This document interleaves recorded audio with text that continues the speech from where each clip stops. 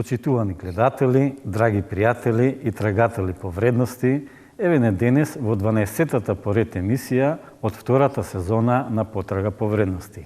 Денешни мои соговорници се отец Ивица Тодоров, мој постојан соговорник и соуредник на емисијата. Здраво, Ивица. Здраво, Дучко, и се надевам дека не ми е веќе досадно на гледачите вака исто да се мора да најдеме друг начин. Да, за сега вака ќе одиме, додека не им досадиме. Додека не им досадиме. Да, а следниот мој соговорник променлив, меѓутоа денеска специјален гостин и познат лик, штом ќе го видите, сигурно ќе го препознаете, тоа е Александар Русјаков. Се договоривме да го представам само како уметник. А понатаму за тоа уметник има многу нешта. Добро вечер. Да. Штом е тука Александар Русјаков, се знае дека темата ќе биде поврзана со културата, со уметноста, меѓутоа, бидејќи гостува во ваков тип на емисија, ние додадовме духовноста и верата. Значи, ќе зборуваме за културата, за уметноста, за духовноста и верата. Па еве ќе му давам предност на Александар Русјаков. Како успеваш ти да ги споиш овие нешта во сопствениот живот и во сопственото творештво? Па, не знам како успевам да ги соединам тие две нешта во мојот живот, ама знам дека тие некако не можат една без друга. Так. Оно што јас го нарекувам духовност или потрага или откривање на Светиот Дух, можам да кажам дека јас како чувство го доживеав првпат, можеби грешам, можеби не е тоа, меѓутоа кога почнав да пишувам поезија. Так. Јас не сум од оние луѓе кои што уште од дете почнале да пишуваат поезија, па потоа се граделе. Јас наеднаш почнав да пишувам на свој 15-16 години, кога веќе си во пубертет, тинејџер, не си дете, барем терминот не е дете. И во сиот тој бурен тинејџерски период, полн со искушенија, со напади на очај, со страф од непознатото од животот, почна. Па практично јас тоа го викам глас во срцето, да ми диктира, така, да ми ги диктира мислите и чувствата во ритам. И од тоа почна да излегува поезија. Практично без да сакам ја. Ја тоа денеска го нарекувам, за секој стих го нарекувам голтка восхит од солзите на вечност. Так. И тоа ми беше првиот мој момент каде што ја почувствував дека има нешто многу силно што може да тече, да се канализира преку човек и да го спаси од лудости. Затоа што, нели, како што вели Киркегор го споредува уметникот со бронзен бик, тоа е приказната за некој антички остров, некој деспот ги забавувал богаташите така што направил огромен бронзен бик, шупли во грбот, во него ставале роб, го запечатувале и го печеле жив внатре. Во грлото имало преплет на каналчиња кои што на крајот излегувале како отвор, и пискотниците, врисоците, агонијата на робот излегувале како убава музика. Киркегор тоа го споредува со душата на поетот, дека болката внатре се ја канализира како поезија што после луѓето ги прави среќни. Така некако ја првпат почувствував сила која што тече низ мене и ми го леснува постоењето. Денеска би можел да кажам дека токму тоа е божествената енергија која што знае да протече низ човек. Може би грешам, не знам. Меѓутоа за сега се уште така чувствувам. Тоа беше првиот контакт. Вториот контакт беше силна промена во мојот живот. Средбата со една зен приказна, случајно, најдов отворена книга на маса, ја завртев книгата и таму беше приказната за монахот и тигарот. Доколку не ја знаат, кратка е приказната, да ја кажам во ред. Така ме зен мора да бегал монахот од тигар, стигнал до рапна провалија, се свртил, тигарот бил многу близко, немал што да прави, почнал да се спушта, надоли се фатил за единствената гранка, грмушка уствари, која што висела тука, под него огромна провалија, над него тигар, и во моментот кога почнал да се кине гранката, сватил дека тука е крајот. Меѓутоа, како што го држал погледот горе, видел една единствена црвена зрела јаготка горе. Так. Ја скинал јаготката, се скинала гранката, почнал да паѓа во провалијата, он ја лапнал јаготката. Последното нешто што помислил пред да умре е колку е вкусна јаготката. Так. Тоа у тој момент ми беше како експлозија, откривање на радоста да се биде жив. Так. Тоа се Дури подоцна, ова зборувам се уште тинеџерски, 17-18 години. Подоцна нормално ми се појави во животот и Светото писмо, особено Новиот Завет, и таму ги најдов принципите кои што денеска би сакал да можам да ги живеам, ама мислам дека се уште сум многу далеко од нив. Тоа се според мене трите најважни принципи: не суди, љуби го ближниот свој и љуби го непријателот свој. Не суди би ни го олеснил животот до бескрај. Љуби го ближниот свој не прави човечки суштества, а љуби го непријателот свој не прави божествени суштества. И сега тоа се трите скалила така јас го доживувам. Тоа се трите скалила на кои што јас се уште се неам искачено и Али битно да ги знаеш. Многу би сакал да стигнам до тоа. Так, отец Ивица, јас знам дека ти исто на таа возраст имаш почнато да пишуваш поезија, неше многу сличности со Александар, и меѓутоа после известно време, исто во твојата младост, се имаш свртено кон духовноста, така малку посериозно. Како би ги спорил тие две нешта? Значи, почнуваш со уметност и поезија, завршуваш со духовност или се испреплетува? Значи, пред да одговорам на тоа прашање, че јас би сакал да споделам зошто Александар Русјаков е тука во ова наша емисија, затоа што сме не само добри пријатели, не само што сме духовни браќа, пред сина се сме заеднички патници во тој простор мисловен. И многу често, значи кога се собираме кај него така многу интересен кружок мисловен, че доаѓаат луѓе од разни провениенци, луѓе кои се атеисти, христијани, кои се деисти, кои научници, рационалисти, кои се политички вака и онака определени, филозофски, езотерици, од секаков аспект. Но битно е што го има тој момент на отвореност, сите мисловно да патуваме барејќи вистината преку аргументи за кои сите сме отворени. Так. И она што го спомна премалку Александар, тој внатрешен порив, тој допир со раѓањето на мислата. Слам, тој е тој мистериозен момент кој не може никој да го објасни, а особено оние кои се занимаваат со поезија, со творештво, го доживуваат тој момент. Че просто седнуваш, пред тебе хартијата или компјутерот денеска, и сега имаш ти некаква идеја по својот ум, и полека низ твојот ум, низ твојот мисловен процес, низ твојата душа се појавуваат мисли, идеи, пораки за кои не се ни мисля. Так. И просто го доживуваш тој момент дека имаш контакт со нешто кое тебе те вдахнува и ти благословува една здрава мисла и порака, која ти ја облекуваш во поезија, во проза, во слика, во филм, не е битно во што. И што е најинтересно, сите тие што го имаат тој творечки занос, чувствуваат големо задоволство. Еден благослов на животот. И не случајно јас баш тука негде на таа возраст имам напишана една песма, Мистеријата на творештвото, и зборувам дека значи, нашите мисли се како семиња, ама без содржина внатре во нив.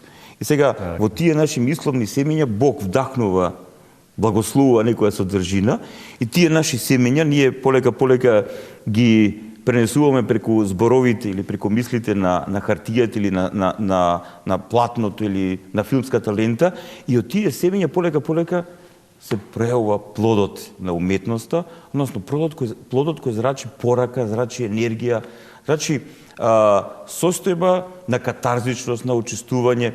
И затоа е уметноста, според мене, еден од најбитните начини на кои може да се изрази тој контакт со божественото, со трансцендентното. Особено ако личноста на уметникот, што е многу битно, има искрен и одговорен однос кон пораката. Затоа што вистинската уметност, ако имаме одговорен однос кон пораката, вистинската уметност која ќе ја пренесеме кај другите, создава или потикнува состојба на воскит. Кога ќе прочиташ некоја таква песна или гледаш некој таков филм кој е навистина онака дахомен од искреноста на уметникот, кај оној што го гледа тоа или го чита тоа или го слуша тоа, потикнува воскит, и тогаш ние го разбираме она што го зборува со јаготката и така натаму, тој воскот го допира во нас она најдлабокото, тоа е животот, го буди животот, буди вистинската наша димензија на нашата личност. И тогаш ние не само што сме отворени преку тој воскот за убавото, туку сме отворени и за вистината. Така, тука јас подготвувајќи се за емисијата, најдов некои афоризми, мисли од познати луѓе, две ќе прочитам. Едната вели, уметноста е соработка меѓу Бог и уметникот. Колку помалку работи уметникот, толку подобро. Ова Андре Жид го кажал. И втората, уметникот е детето од приказните и тоа она чии солзи се бисери. За овие две нешта зборуваше на почетокот Александар, меѓутоа можеме да го продлабочиме, ова се надевам, да го прокоментирам. Ја реков голтка воскит од солзите на вечноста и точно е, онаму каде што престанува уметникот да создава, продолжува Бог. Веројатно е така. Дури јас сега се сетив на една, не сум сигурен дали е дел од интервју или е цитат на Радиард Киплинг, кога, а може би само се шеголо, меѓутоа интересно тоа што го кажал. Кога го прашале како пишува или како му доаѓа инспирација, он рекол, ја воопшто не пишувам. Вика, ја легнувам, си легнувам да спијам сабелето, кога ќе се разбудам, тоа е напишано. Така што, да, мислам дека, нели, па од друга страна го имаме и Борхес, кој што тврди дека постои една планета од каде што доаѓаат сите уметнички идеи, целата инспирација, музите, кај во антиката и сето тоа, да, сите уметници веројатно се свесни дека тоа поривот, чувството, енергијата што им протекува низ нив не е секојдневна, дека има нешто што е надобјаснливото. Нешто што не може баш со математичка формула да се прикаже или со научен експеримент. Така. Интересно е дека многумина уметници што навистина творат, го имаат тоа доживување, што го кажавте и ти и отец Ивица. Дури има една ваква анегдота за еден руски научник, академик, се пензионирал. И веќе на одмината возраст почнал да пишува поезија. И почнал да им ја чита поезијата на пријателите. Кога сретне му чита поезија. И сега се чудат. Абе, ти, вика, беше уметник, ова академик, научник, од кај сега, вика, овој порив да пишуваш уметност, поезија? Па вика, тоа, вика, ја што ви кажав, тие научни формули не беа од мене и не дојдоа преку мене. А ова поезијата чувствувал дека преку мене доаѓа. Значи, он самиот сватил дека поезијата има една поголема возвишеност од колку науката, што секој уметник го знае, меѓутоа прашање дали научниците и обичните луѓе тоа го знаат. Па дури сите свети книги кои што, без разлика дали се во многобожството или еднобожството, не се само духовни вистини, него се и уметност во исто време, затоа што поезија се тие. Ние денеска читаме преводи на светите книги. Така. Посебно во Стариот Завет нели ги имаме псалмите, песната над песните, се тоа се учи како творештво. Не само тоа, него, братучко, еве и Мојсеевите книги. Значи, кога ги читаме на иврит, значи, има цела поетска структура таму, која, кога се чита онака како што е во оригинал, потикнува музикалност. Затоа и се пеат светите книги, не се прераскажува. И они така ги пренесувале. Пред да бидат запишани, значи, на полесен начин е кога тоа ќе го, на музикален начин ќе го доживееш, кога знаеш да го пееш, и така и полесно се запаметува и се пренесува додека не е запишано. И сите тие и Енума, Елиш, и Багават Гита и... Тие древни списи, да. Секогаш е стих, го праша, секогаш е поезија. Така. Интересно е дека зборувавме сега за уметноста како вредност, како возвишеност. Меѓутоа, со текот на времето, уметноста станува средство за постигнување на некоја друга цел, па дури може да биде и параван за скривање за уметноста. Како, еве, отец Ивица ќе го прашам прво, како би објаснил зашто ова се случува? Уметноста да биде средство, односно параван, наместо возвишеност. Многу е широко прашањето, но разбирам на што целиш. Значи, кога говоре премалку, го активирав тој момент, значи, го акцентирав оној момент на искреност на уметникот. Так. Искреност на научникот. Искреност на секој човек.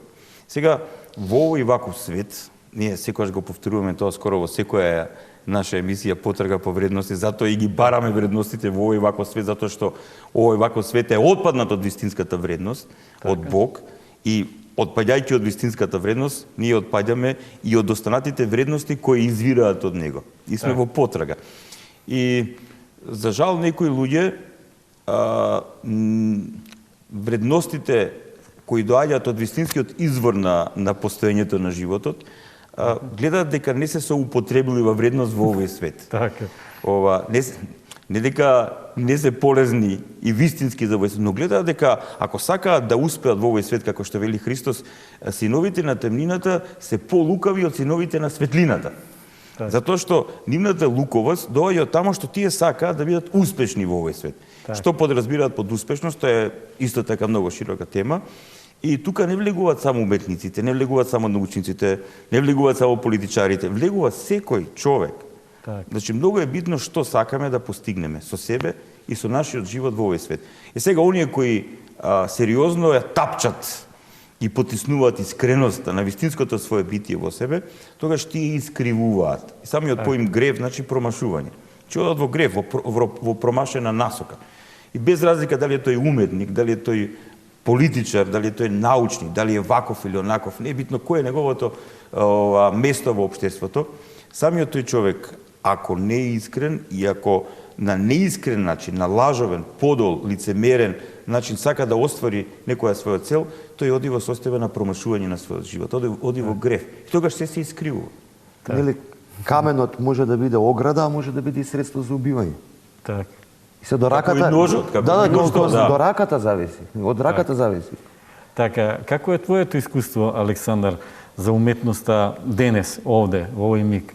Колку ја доживуваш ти на оној, нели, вистинскиот начин, како вредност, а колку како веќе што нешто отпад како средство, да речем, за одредена пропаганда или пак прикривање, параван за нешто сосема трето? Ова што го зборуваш од Цивица е многу точно. Стари може во една реченица се заклучи. Се може да биде искористено за пропаганда и чашава со вода. Се може да биде. Тука веќе и наука, и уметност, и религија, и се може да биде злоупотребено. Така. Затоа имаме... Употребено за зло. Да, ја имаме, како се вика тоа, она фашистичка или комунистичка пропаганда преку уметноста, ја имаме, не знам, инквизицијата која што се обидела преку христијанството да го злоупотреби, да го прави тоа што го правила крстоносците. Ја имаме и архитектурата како злоупотреба, се имаме како злоупотреба. Ја реално уметноста како уметност не сакам да ја генерализирам затоа што мислам дека е многу индивидуална и не сакам да ја ставам во калапите на времето. Од типот на сега уметноста е ваква или сега уметноста е таква. Уметноста делува преку уметникот. Можеби Ван Гог никој жив не го познавал за време на неговиот живот, ама 100 години подоцна самата вредност излегла на површина. Така и никогаш не сум можел да кажам македонските уметници во денешно време, секој е посебен и свој. Апсолутно. Може никој пат може да имаме луѓе кои што никој пат не излегле во јавност со своја поезија или со свој роман или со своја книга, пишувале цел свој живот и оставиле се дома. Сега скоро гледав, нека ми прстат гледачите и го заборив името, може би пат ќе ми текне, документарен филм за жена која што цел живот фотографирала. Над 20.000 фотографии и се најдени после незината смрт ремек дела од фотографии. Денеска една од најпознатите артистички фотографии во светот, изложби. Меѓутоа, она никогаш не видела потреба да се експонира, да се знае кој е. Така што уметноста, ја не сакам да ја си има, нели, теоретичари, историчари на уметноста, кои ја ставаат во циклуси, во времења, па вака влијаела политиката на нив, вака влијаела општествената ситуација на уметниците. Мене ми е тоа индивидуална работа и секој пат кога ќе ме прашаат, деме, како живееш, како преживуваш, она материјалното прашање со уметност, како заработуваш со уметност, ја викам како што во принцип треба да биде спремен секој уметник кога ќе се зафати со таа работа да ја прави, да ја твори, да не очекува ништо да му се врати. Така некако. Јас би се надоврзал околу тој момент како уметноста треба да биде израз за вистината и верата, вистината за верата. Има една сцена од познатиот филм на Тарковски посветен на Свети Андреј Рублјов, кога Ане Рублев го повикале, како што е прикажано таму во тој филм, во една црква таму, да го нацрта страшниот суд. Так. Казани, ѓаоли, смола и така натаму. Значи, како што тоа е тоа средновековно западно представување, значи, да се влее страв кај народот. Така. Сега, тој требал тоа да го нацрта, но искреноста во него, Така. добродетелта во него и вистината во него вика, чекај малце, тоа не е така. Тоа е една представа која има за цел тоа и тоа и тоа, но не е така. Кога читам писмото, тоа друго ми говори. Тако нешто таму нема. Божиот импулс внатрешен вдахнувачки, нешто друго ми говори. Така да тој не може да го нацрта страшниот суд, не може да искористи уметноста за заплашување на луѓето или верата или покрешната представа на верата преку уметноста да користи за заплашување на луѓето. И затоа на пример ние која ја гледаме познатата икона од Свети Андре Рублев, Света Тројца, значи кога тој го користи тој мотив од Стариот Завет со трите ангели и ова гостоприемството на патриархот Аврам, ние кога ги гледаме тие три ангели, односно таа негова символична представа за вистината на Света Тројца, ние чувствуваме воскит.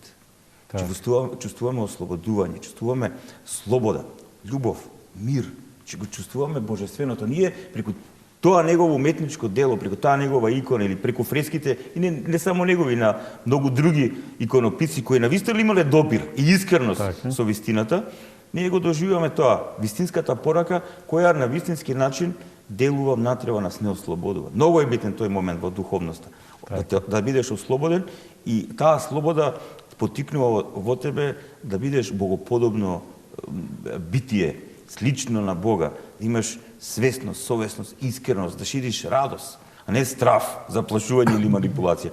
И сега уште нешто би сакал, пошто тоа го спомна Александар, за делата на непознатите автори. Тој е еден заеднички вдахнувачки автор, кој не е уметнички писател, туку е свет отец на црквата денеска, тој е старец Силуан, кој, мислам, тој човек кој скоро нема никакво светско образование. Значи, цел живот пишувал своји поуки и доживувања од вдахнувањето на Светиот Дух внатре во него. И тие списи тој ги предал на своето духовно чедо архиандрит Софрони, кој после тоа ги издава. Позната е таа книга, е преведена на македонски од руски, на оригинал, Старец Силуан. Значи тој никој не знаел за него, цел живот го гледале како обичен економ, домаќин во манастирот.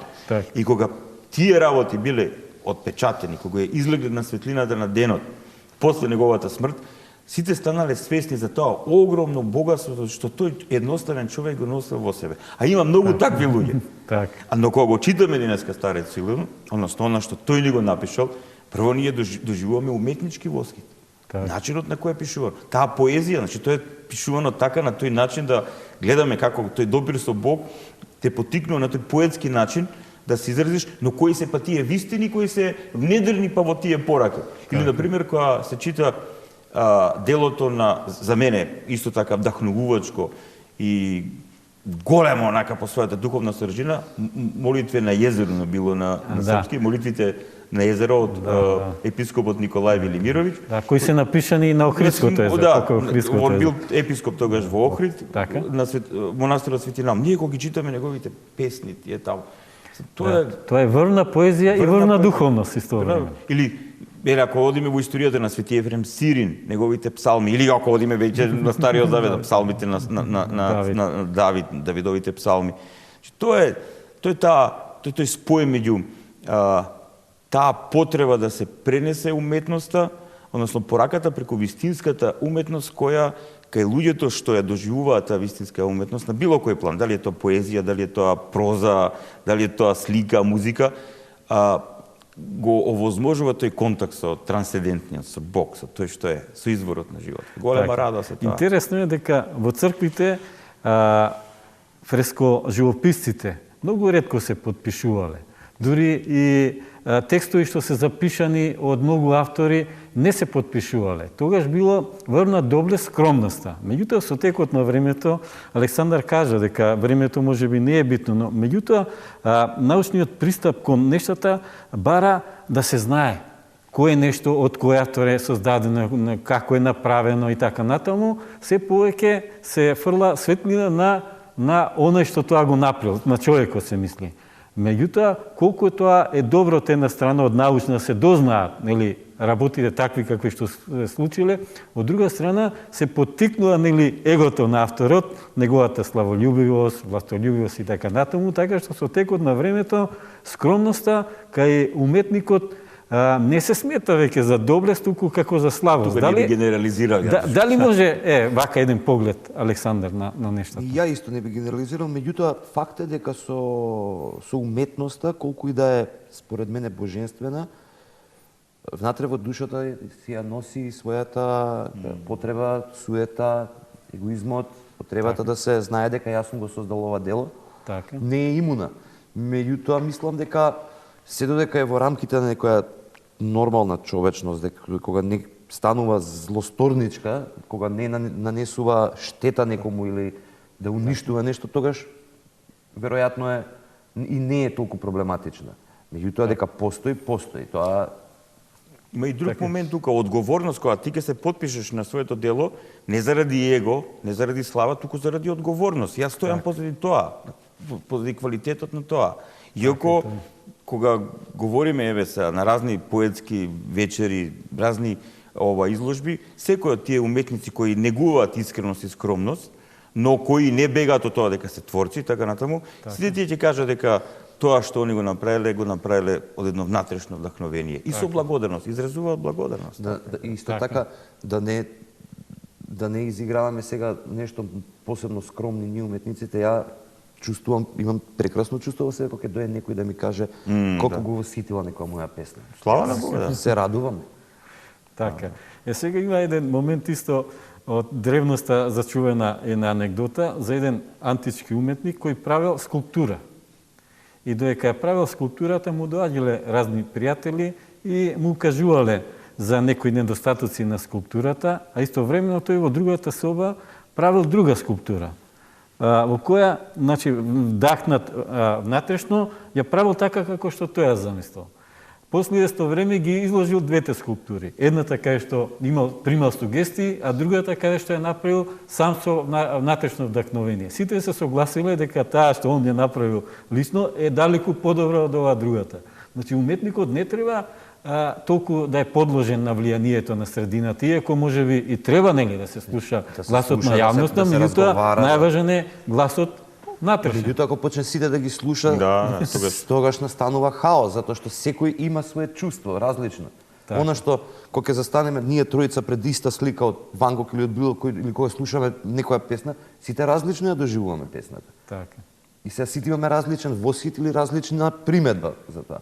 Така. Би било малце, никогаш не би било завршено делото ако ги слуша сите сугестии авторот.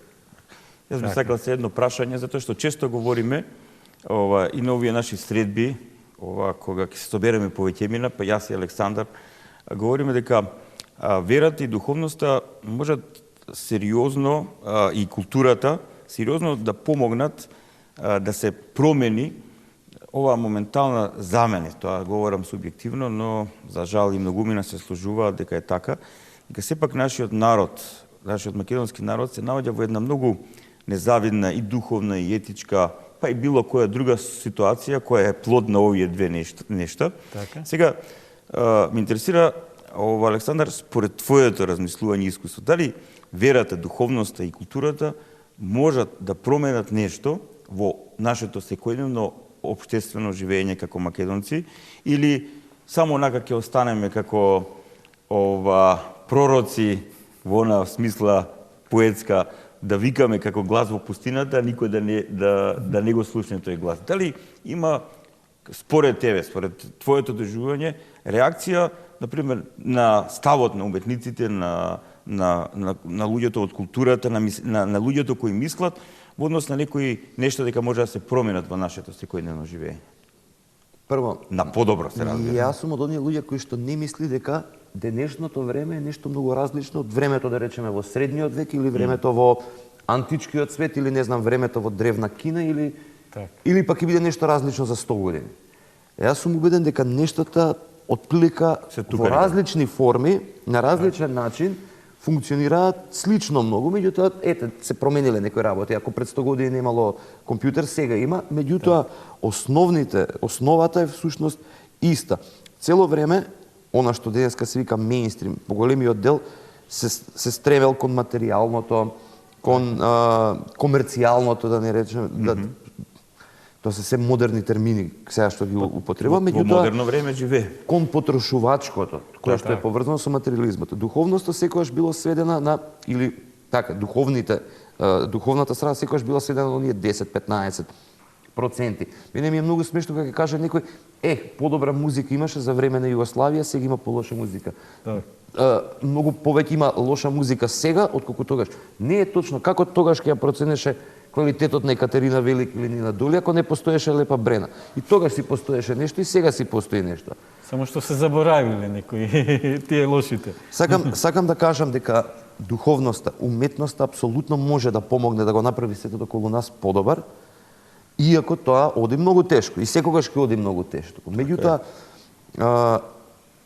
едно уметничко дело или посветеноста на еден човек кон духовноста плюс секогаш шанса да оди овој свет кон подобри вредности. Може би еден ден стварно ќе дојдеме сите до нивото љуби го ближниот свој, а нели како што вика науката дека сите сме едно, од иста честичка создадени. Во тој случај ближниот свој ти е, тука се поклопуваат науката и верата, ближниот свој ти е секој, дури оној што не го познаваше с ким, оној несретник што го бомбардираат во Сирија, или, не знам, оној американец што живее во Њујорк и не знае каде, мисли дека Македонија и Месопотамија е исто, сите тие ни се ближни.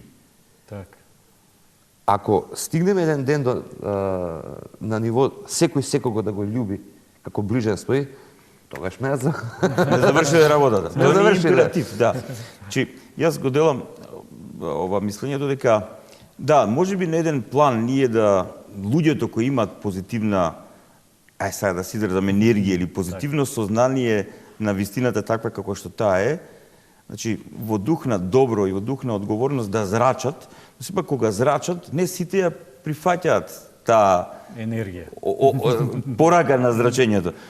Јас мислам дека сепак нештата се променуваат во едно општество на индивидуален план. Значи, тие што е примат пораката на вистината, на животот и така натаму, и се тоа на еден начин внатре во нив предизвикува преобразба и процес на мислење, на барање на вистината, но сепак не сакам да го тргнам и тој момент дека сепак секој оној човек кој е мислечко битие, кој мисли и е етичко битие, треба да има одговорност за севкупното наше општествено живење, но таа одговорност треба да биде пред се втемелена на тоа што ние како личности треба да сведочиме хармонија, етичност, светлина и вистина во нашиот личен живот, во личниот живот на луѓето кои живеат со нас во овој ваков време. Па така можеби некои работи и се менуваат.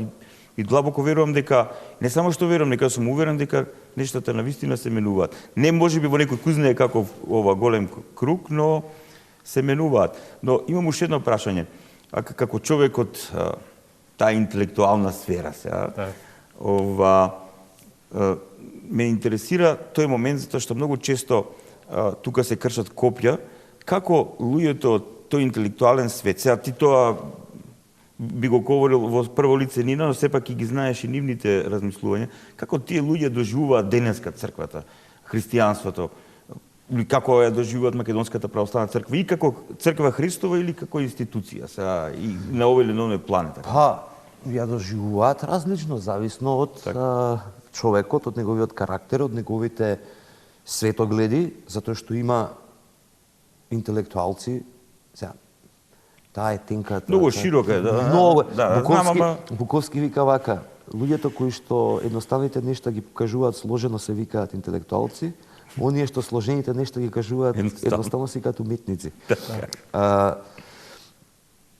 Тој, да речеме дека во интелектуалниот свет спаѓаат уметниците, како се вика тоа, професорите, научниците, теолозите. Не можам да го изгенерализирам, не можам да дадам чиста слика како сите прифаќаат, затоа што секој го прифаќа различно. Так. Има луѓе кои што мислат дека верувањето во Господ е глупост. Има луѓе кои што мислат дека некои што мислат него кои што уметници, кои што и научници кои што веруваат во Господ.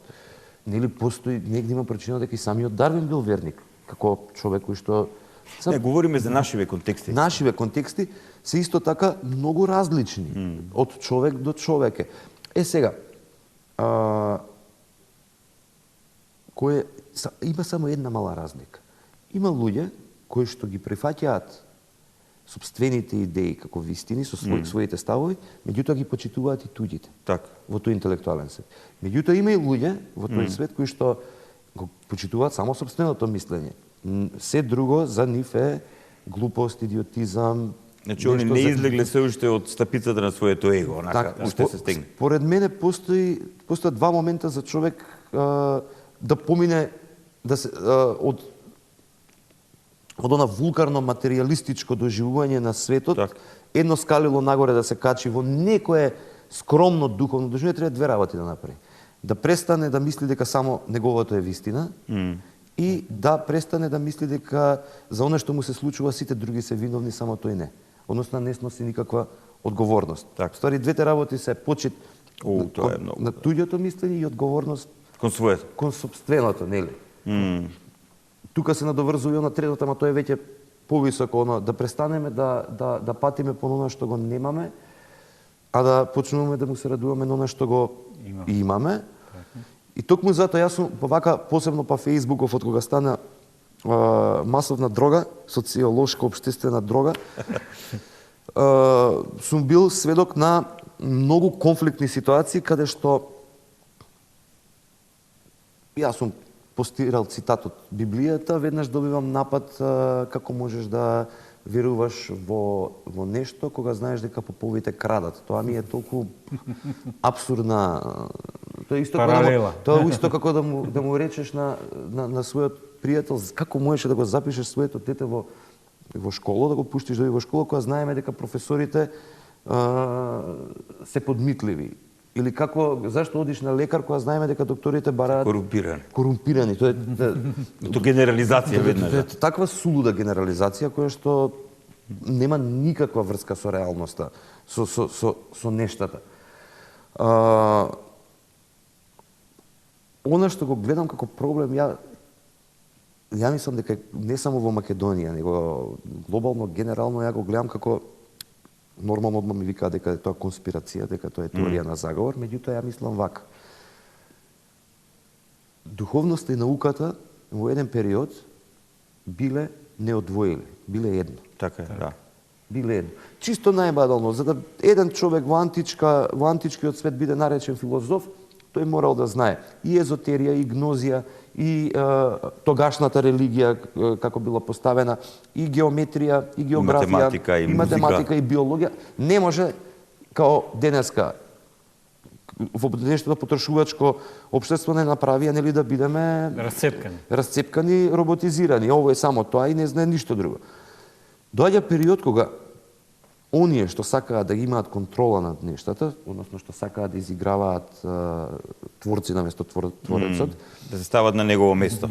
Така, во еден момент го сватиле тоа, пошто тоа сепак се паметни, интелигентни луѓе, кои што волјата за моќ ги има избезумено, меѓутоа сепак станува збор за гениални умови. Што кои се владеат ориентирани кон зло, да, кон деградација, не кон градација. Во еден момент они го прават тој расцеп меѓу науката и верата. И затоа имаме момент каде што овде има ситуација каде што човеков вика ало, ние се вртиме околу сонцето, други викаат не, ние сме плоча, земи запали го. Денеска е обратно, денеска се сатанизира па од онаа меинстрим научна атеистичка која што добива веќе и насилни димензии, се сатанизира се што е духовно или поврзано со Божјото откровение, со верата. Сега сме, ако бевме тогаш во религиозниот мрачен среден век, сега сме во атеистичкиот мрачен среден век. Така некако. Нов век. Мислам, секогаш има нели паричката две, ова нема да им се допадне на тие што денеска така функционираат, како што тогаш не им се допаѓало да им се каже на... Така е, така. Тогаш се завршувало во... На ломача. Нели, на клада, денеска можеш да завршиш на зидот на срамот, на изолација, на...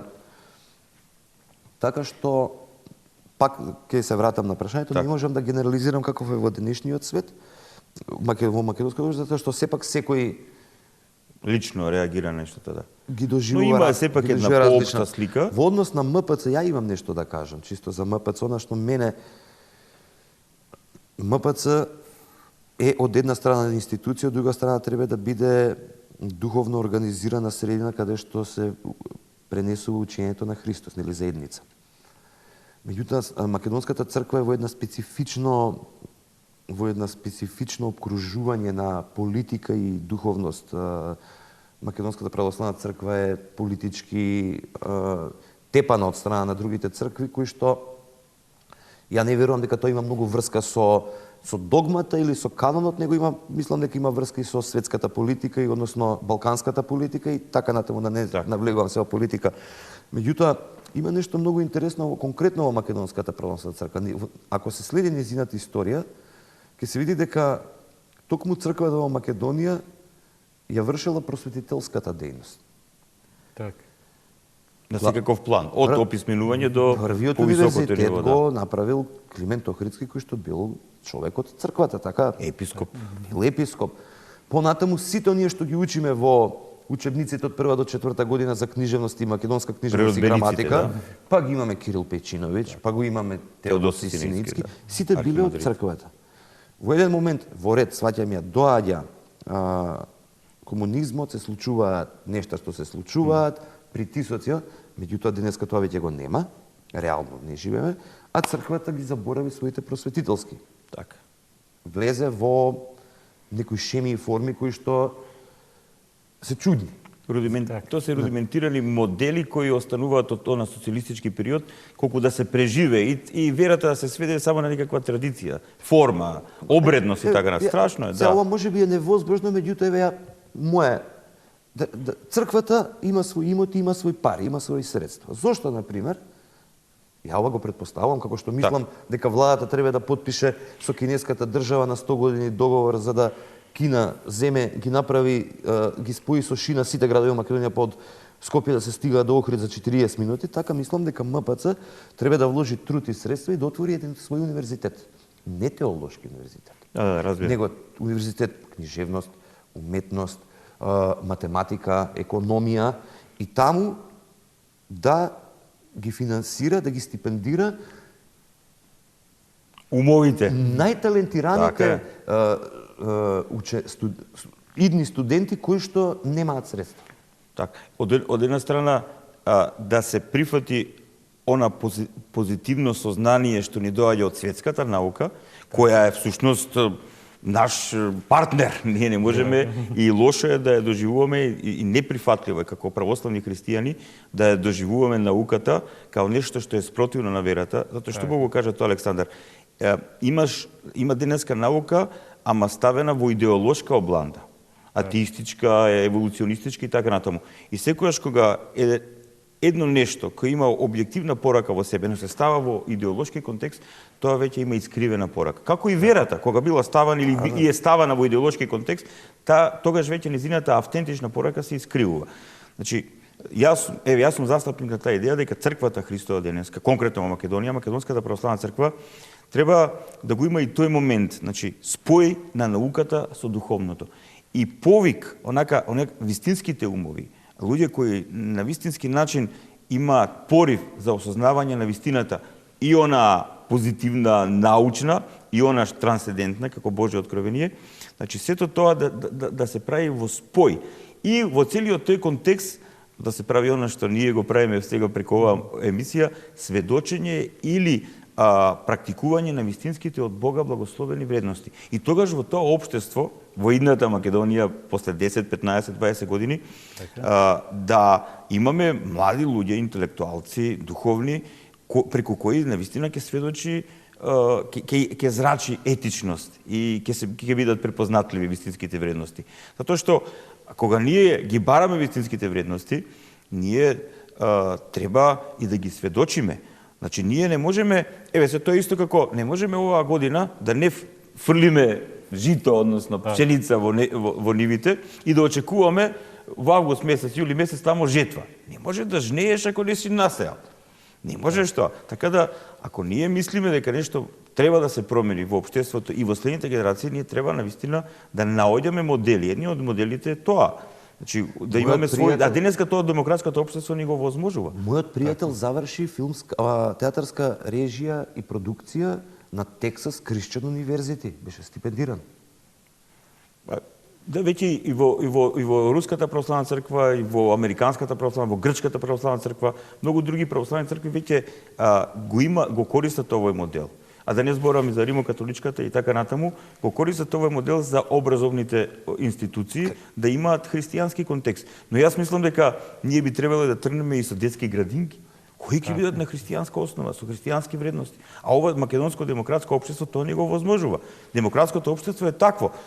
Треба да имаш влијание, треба да се бориш за просторот. Не, ама ја кога зборам за универзитет кој што ќе биде вистински универзитет со неколку катедри, факултети каде што ќе си доаѓаат професори за луѓе кои што особено за креативни, талентирани млади луѓе кои што се во, да не се лажеме, на крајот на краиштата кај нас повеќето луѓе се сиромашни.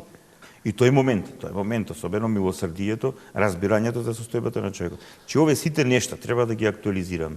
Слава Богу. А инаку, само што кај интелектуалците се, ја стално викам, не се кај нас поделени луѓето на верници и атеисти, него се поделени на 4 групи луѓе, затоа што има верници кои што се верници, кои се членови на црквата христијани, смирени и желни за откривање и учење. Има фолиранти кои што со толкави букви пишуваат на чело дека се христијани, ама у исто време ќе викаат дека сите муслимани треба да бидат убиени. Од друга страна има атеисти кои што се прекрасни научници, интелектуалци кои што апсолутно го почитуваат ова, само што мислат и веруваат дека ова е уметност, книжевност, човек кој што имал кој што имал визија за да го смени светот, подобар активист и така натаму, и има атеисти кои што се насилни. Различни се, оваа сивава маса од овие лажни, како се вика тоа, тоест верници. Погрешни верници, не може лажни и вистински да се каже. Верници, ама на своја основа си ја толкуваат и разбираат верата. Баш минатата емисија говореше баш за тоа. И овие кои што не почитуваат ничие, мислењето е апсолутно нешто што го прави ово општество да биде потажно отколку што може да биде на вистина. Затоа што јас сум присуствувал а и ти отецивица си присуствувал на средби меѓу човек кој што верува во Бога и човек што не верува во Бога, се одвива совршена дискусија. Да, апсолутно. Интересно е дека самиот живот креира такви ситуации каде што можат едните од другите да учат. Позната е она анекдота Микеланджело кој отишол во една мејана, незадоволен од тоа што дотогаш го правел во Секстинската капела, и тогаш се погодило да се отвори едно буресло вино кое е било кисело. Крчмарот го уништил тоа вино. Овој се изненадил, зашто вика јас не сакам да продам кисело вино. И онда вика јас сум под нивото на овој мејанџија. Се вратил, пребришал се и наново напил. Значи гледате, еден вистински уметник нема да дозволи да биде под нивото на некој занаечија. Исто денеска прочитав една приказна за еден, ми се чини режисер беше, новинар и така натаму, што се наоѓал во една животна ситуација каде што под пресија на околностите мора да создава некакви дела и кога отишол на одмор во Грција, еден фурназија му објаснил како едноставно здраво да се живее животот, да им се дава на луѓето леб, да им се продаат бели пецива онака на еден традиционален, на еден здрав начин, а тој борејќи се за повеќе пари го намалува квалитетот, односно е под нивото на еден занаечија. И тоа е интересно дека секогаш можат едните од другите да учат, значи занаечијата да го крене сопственото ниво на еден уметник и уметникот да научи од занаечијата како на еден здрав начин да го живее сопствениот живот и сопствената уметност да им ја дарува на луѓето. Што би кажал ти, Александар? Така, иако уметноста е занает. Така, во основата. Да, вдахновението, божественото, гласот си постои, меѓутоа, нели, рацеве треба тоа да знаат да го научиш, да го обликуваат. Работата, искуството, времето, и тоа е така, да. не може да не верувам дека постои уметник кој што смета дека тоа што го создал е крајот, најсовршеното, затоа што понатаму никој толку ќе застане, нема да се исуши неговата уметност, готово. Понекогаш се случувало уметник да престане да создава од други причини. Рембо престанал да пишува, почнал на 16, престанал на 19 години. Меѓутоа не затоа што никаде не кажал дека ја напишав се, него едноставно имал други пореди. Веројатно може пресушило тоа моментот во него, може сметал дека е бескорисно тоа што го прави. Така што секој уметник веројатно не да биде подобар од за најчијата или не, него едноставно не е задоволен од тоа што го има создадено и затоа секогаш постои следно дело. Јас, пошто веќе се приближуваме кон крајот на емисијата, на разговоров, секогаш ни трае долго, никогаш се забораваме. Сега. Значи, на почетокот на емисијата, Александар спомна нешто што многу ми се допадна. Значи, она порака на христијанството која е крајно битна за секое време, па и за ова време, значи да не ги осудуваме другите, да ги љубиме ближните, но и љубов да имаме кон непријателите. Сега, Александр, ти го спомна тоа како императив, како критериум, како вредност што ти се допаѓа. Сега моето прашање до тебе се лично ова прашање. Што според тебе и кога би почнал ти да работиш на себе за да почнеш да ги остваруваш овие вредности? Ја мислам дека сум у процес на постојано работење, меѓутоа се појавуваат личности конкретно споменати од старец Силуан, затоа што и јас сум некаде на пола од неговите писанија, почнуваат такви личности кои што освен тоа што ти даваат еден убав духовен свет, ти удираат сериозен ќотек. Онака творечки ќотек, не, вистински физички болен ќотек. Таков ќотек како што не се добива затоа што таман си дошол на некое ниво каде што мислиш, вау, јас правилно постапувам, он ти покажува дека има уште многу да растеш. Светлосни години пат нагоре за да дојдеш до некое ниво. Така што ја мислам дека сум во постојана потрага кон сите три вредности кои што ги сметам за врвни вредности, со тоа што се уште осудувам, се уште не го љубам ближниот свој, а да не зборуваме за непријателите. Затоа што ја можам вака декларативно да кажам, јас ги почитувам своите непријатели и никому не ми проаѓа никаква мислама, тоа ќе биде фулирање. Затоа што овде треба да почне да се јави тоа како вистинско чувство.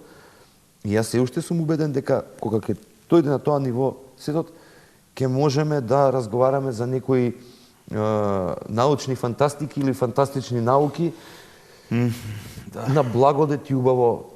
Тоа ќе биде во Царството Божие, во овој свет, како што ни открил Христос. Но јас, додека траеше емисијата, баш гледам како убаво се ги постави работите онака со неосудувањето, со љубовта кон ближниот и љубовта кон непријателите.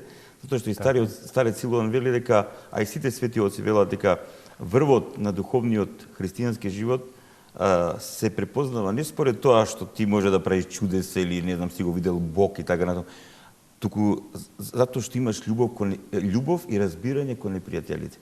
И сега баш кога одеше емисијата, размислував за тоа колку јас на пример секојдневно се сопнувам околу тоа судењето на другите, колку јас немам љубов за другиот човек. Колку јас немам љубов дури за мојот ближен, за нешто дури ми е помисло ми е онака пријатно така натаму. Значи тоа е многу интересен момент, а да не зборам за непријателите, така натаму. Значи тоа е многу интересен момент кој треба секој да го негува. И убаво го спомна овде старец Силуан, и сите свети оци на црквата кои ги читаме, тие ни ја даваат вистинската мерка, односно вистинското скајло и ни даваат можност да дојдеме до осознавање на вистинската духовна положба кај сме во овој свет, но не со состојба да паднеме во депресија или во разочараност, туку тие ни го покажуваат и патот, говорејќи за тоа на какви степени и самите тие биле, па и до кај стигнали, тоа се вистина онака мотивирачки личности многу битни во нашиот живот. Само што она што мене ми ако го кажуваме не суди, љуби го ближниот свој, љуби го непријателот свој, прво кога зборуваме за не суди, не мислиме само за зборуваме за секакво судење. Да. За секакво судење. Христос ни го одземал тоа право, да. Затоа што мојата филозофија, ја не знам колку е точна, ќе покаже вечноста веројатно, како што реков, кога ќе престанеш да студиш, стануваш среќен. Така е. Да. Затоа што спокој, мир. Сите што судат И постојано некој ја суди државата, некој власта, Никој друг ја суди незадоволство, живее во незадоволство, ја суди го суди комшијата, ја суди вработената у бурек-джилница. Зборувам за тој е несреќен. Среќен е оној што не суди, така се станува среќен, ама уште не си човек. Ти само си среќно битие. Кога ќе почнеш да го љубиш ближниот, ама не ближниот, татко ти, мајка ти, девојка ти, Тоа што е до тебе. баба ти, вујна ти, комшиите, тие што ги познаваш пријатели, него секого, Така е, да. стануваш човек, а Божи Богослично битие. богослично битие стануваш само кога ќе почнеш непријателот да го љубиш. Па со ова мислам дека нема што повеќе да се додаде така. Така. Денеска зборувавме за уметноста и културата како вредност, меѓутоа спомнавме дека е можно таа да биде и средство и параван. Сепак ми е драго што завршивме на овој начин. Дека духовноста и уметноста се еден пат на човекот, што ќе го доведе до Бога, затоа што врвниот уметник е Бог, врвниот автор е Бог. Колку ние сме послични на него, толку сме поголеми уметници, толку сме поголеми творци. Само уште за крај, нели она чисто за оние што ќе гледаат емисијата, ама ќе ми се смеат на муабето дека треба да се љуби ближниот свој, постоењето, вечноста, животот е толку брутален, што многу безобразно знае кога за инат две закрвавени суштества да ги стави во исти ров кај што мораат грб со грб да се чуваат. Така. За да сватат, Така е. Така е. тоа им се случило на многу луѓе. Така, еден наш пријател би рекол, тоа е по Божја промисла. Божја промисла, Бог не учи. Сакам да верувам дека и оваа емисија што денеска ја снимивме и ја реализиравме по Божја промисла за полза на луѓето и дека им помогнавме на луѓето да додат по духовниот пат, да ги градат собствените вредности, а и ние преиспитувајќи се, кога ве слушава, секој се преиспитувам дали тоа што го кажува овој мој соговорник, и јас го правам така. На кој дел од патот се наоѓам? Што ми треба понатаму да направам во животот? Верувам дека секој гледател тоа го прави. Дека биде и пораката на крај. Секој оној што ја гледа оваа емисија, од сето ова што го кажавме, нека го искористи за свое преиспитување. Благодарам за денешниот наш разговор и благодарам и на нашите гледатели за вниманието и се надевам дека бевме интересни, го задржавме вашето внимание и дека со љубов го кажавме она што навистина лежи во нашето срце.